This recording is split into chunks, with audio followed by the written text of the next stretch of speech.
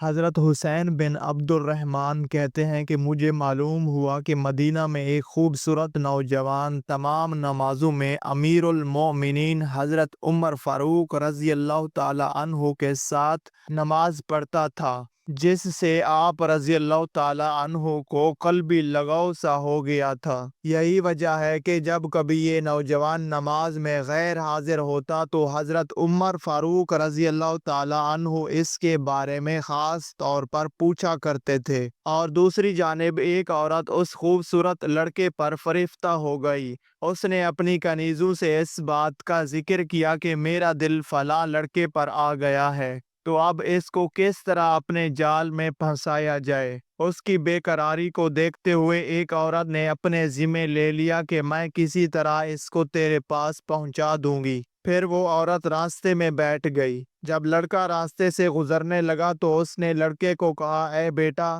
میں بڑی عمر والی خاتون ہوں اور میری ایک بکری ہے، میں اس کا دودھ نہیں نکال سکتی، میرے ساتھ چل کر اس کا دودھ نکال دے۔ لہٰذا یہ لڑکا فوراً راضی ہو گیا۔ اندر گیا تو کوئی بکری نظر نہ آئی۔ عورت نے کہا، میں بکری لے آتی ہوں، تم یہاں بیٹھو۔ اب بکری کیا آتی، تھوڑی دیر میں وہ دوسری لڑکی آ گئی اور آتے ہی اس نے لڑکے کو میل کرنا شروع کر دیا۔ لڑکے کو جب صورتحال کا علم ہوا تو اس نے سختی سے انکار کر دیا اور کہا، اے لڑکی، اللہ سے ڈر۔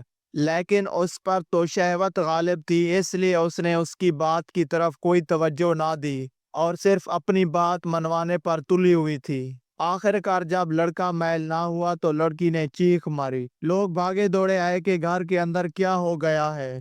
اب اس لڑکی کو کوئی بات سمجھ میں نہیں آئی تو وہ الزام پر اتر آئی اور کہنے لگی، یہ مجھ پر زیادتی کرنا چاہتا تھا اور میں نے بڑی مشکل سے اپنا دامن بچایا۔ اتنا سننا تھا کہ لوگ اس پر ٹوٹ پڑے، جی بھر کے مارا، پھر اسے رسیوں میں جکڑ دیا۔ جب صبح کو امیر المومنین حضرت عمر رضی اللہ تعالی عنہ نے نماز پڑھی تو وہ لڑکا موجود نہیں تھا۔ ابھی آپ دریافت ہی فرما رہے تھے کہ وہی لوگ لڑکے کو بندھا ہوا لے آئے۔ حضرت عمر فاروق رضی اللہ تعالی عنہ نے فرمایا، اے اللہ، اس نوجوان کے بارے میں میرے اچھے گمان کو جھوٹا نہ فرمانا۔ پھر اس کی طرف متوجہ ہو کر پوچھا کہ کیا معاملہ ہے۔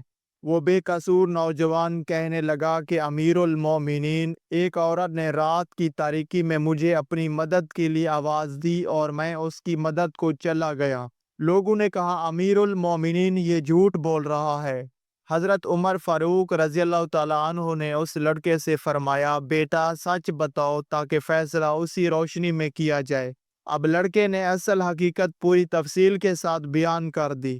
حضرت عمر فاروق رضی اللہ تعالی عنہ نے اس سے پوچھا، کیا تم بڑھیا کو پہچان لو گے؟ کہا، ہاں۔